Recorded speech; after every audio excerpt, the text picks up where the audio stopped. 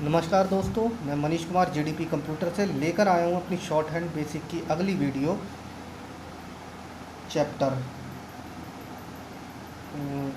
Exercise 5 है ये। इसमें बताया हुआ है आपको, आपने जब पीछे बिल बनाया था तो आपने देखा था वॉवल जो है, जो थर्ड प्लेस के साउंड होते हैं वो दूसरे वर्ड के थर्ड प्लेस पे लगते हैं। थर्ड प्लेस के कौन कौन से होते हैं? बड़ी ई, छोटी ई, बड़ा ऊ, छोटा ऊ। तो इस चैप्टर में बताया हुआ है कि दूसरे वर्ड मतलब दूसरे वर्ड के किस साइड लगेंगे और कौन सी प्लेस पे लगेंगे। ये लगेंगे, एल का बेटा आफ्टर इधर होता है, बिफोर इधर होता है, तो ये लगेंगे बिफोर के थर्ड वाली साइड पे।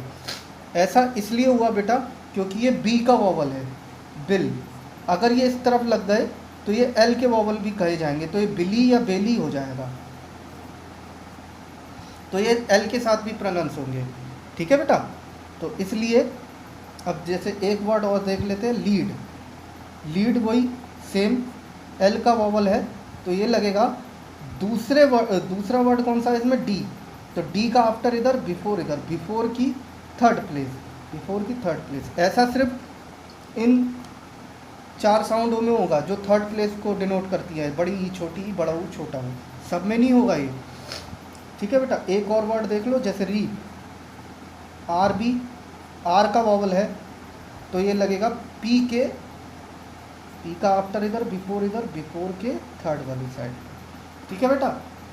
अब अगर वर्ड जो कॉन्सोनेंट है वो हॉरिजॉन्टिकल हो यानी लेटे हुए हो, जैसे मीक, तो एम भी हॉरिजॉन्टिकल और दूसरा जो कॉन्सोनेंट है ओके, वो दोनों हॉरिजॉन्टिकल और ये आपस में जुड़ रहे हैं, तो ये बनेंगे लाइन से टच, वॉवल दूसरे के थर्ड पे लग जाएगा।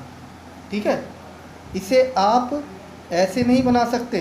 पीछे आया होगा वर्ड, जिन्होंने पीछे के चैप्टर करे हैं, नी, आपने सोचा होगा ये क्रॉस क्यों नहीं बना? क्रॉस इसलिए नहीं बना बेटा, जब एम हॉरिजॉन्टिकल स्टोक कौन कौन से होते हैं? एम, एन, के और के एक साथ आए, दूसरा कोई वर्ड अटैच नहीं हो रहा हो, तो ये बनेंगे लाइन से टच, वॉवल दूसरे के थर्ड पे लग जाएगा या उसी के थर्ड पे लग जाएगा। हाँ, इनमें कोई ऐसा वर्ड अटैच हो रहा है जो ऊपर या नीचे की तरफ जा रहा है, जैसे किल, के हॉरिजॉन्टिकल है तो के को क्रॉस कर दिया और एल को जाने दिया जा रहा है। गियर, अब दूसरा वर्ड नीचे जा रहा है तो पहले को ऊपर बना देंगे, मतलब दूसरा वर्ड नीचे जा रहा है तो पहले को ऊपर बना दिया, दूसरा वर्ड ऊपर जा रहा है तो पहले को नीचे बना दिया। ठीक है बेटा, अब समझ में आ गया होगा ये चैप्टर, तो इसकी एक्सरसाइज कर लेते हैं। पहले आपको यहाँ से यहाँ तक इनकी 2-2 लाइन प्रैक्टिस करनी है। 2-2 लाइन पता है ना कैसे? जैसे किल, तो किल ही किल की 2 लाइन, सारे वर्डों की बेटा प्रैक्टिस जितने ज़्यादा करेंगे उतना आपके लिए अच्छा रहेगा। ठीक है, सबकी 2-2 लाइन। अब इनकी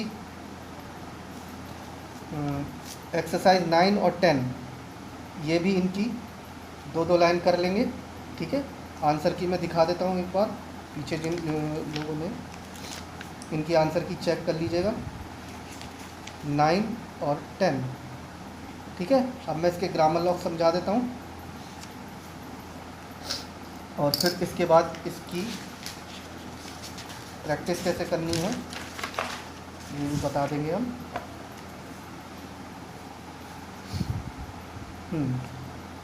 ए और एन दोनों एक ही तरह से बनेंगे बेटा, इस तरह, द लाइन से टच, ऑल इस तरह, टू और टू दोनों एक ही तरह से, सॉरी, TWO2 और TOO2, ऑफ लाइन से ऊपर, लाइट, टू ये भी लाइट, ऑन तरह, बट, ऑफ, ऑट और ऑट, तीनों एक ही तरह से, इस तरह। हु की भी डायरेक्शन है बेटा ऊपर से नीचे, गलत डायरेक्शन मत बना देना, नहीं तो वर्ड जोड़ने में दिक्कत हो जाएगी। एंड नीचे से ऊपर, एंड एक बार और पीछे से ऊपर शुड।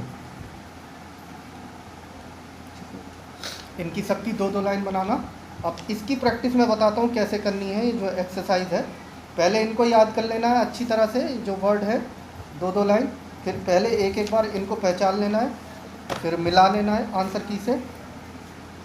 जैसे कि बेटा ये लिखा है, they should ship all the coal on Monday the 10th of May. Cross का मतलब फुल स्टॉप, और इसका मतलब मंडे का एम कैपिटल जो नीचे ये साइन लगा है। अब मैं बताता हूँ इसकी प्रैक्टिस कैसे करनी है। जैसे एक बार इंग्लिश ऊपर पहचान लेंगे, they should ship all the coal on Monday the 10th of May. Answer key से मिला लेंगे। उसके बाद इसकी शॉर्ट हैंड बनानी है। एक बार, they should ship all the coal on Monday the 10th of May. Monday के नीचे जो साइन है बनाना भूल गया था, और मे के नीचे भी साइन है, इसका मतलब मे का एम कैपिटल, मंडे का एम कैपिटल, क्रॉस का मतलब फुल स्टॉप। उसके बाद इसकी 5-5 शॉर्ट हैंड की 5-5 बार प्रैक्टिस करनी है। ठीक है, जैसे इनको पूरा sentence, they should ship all the coal on Monday, इसको पूरा सेंटेंस आपको 5-5 लाइन शॉर्ट हैंड, 11 नंबर और 12 नंबर एक्सरसाइज ऐसे करनी है आपको। थैंक यू बेटा। हमारे चैनल को सब्सक्राइब जरूर करिएगा, इससे आगे की वीडियो आपको मिलती रहेंगी। चलिए मिलते हैं अगली वीडियो पे। अगली वीडियो में हम बताएंगे कि आर अबव कब बनेगा और डाउन कब बनेगा। इस चैप्टर में सबसे ज़्यादा कन्फ्यूजन होती है बच्चों को। चलिए, थैंक यू।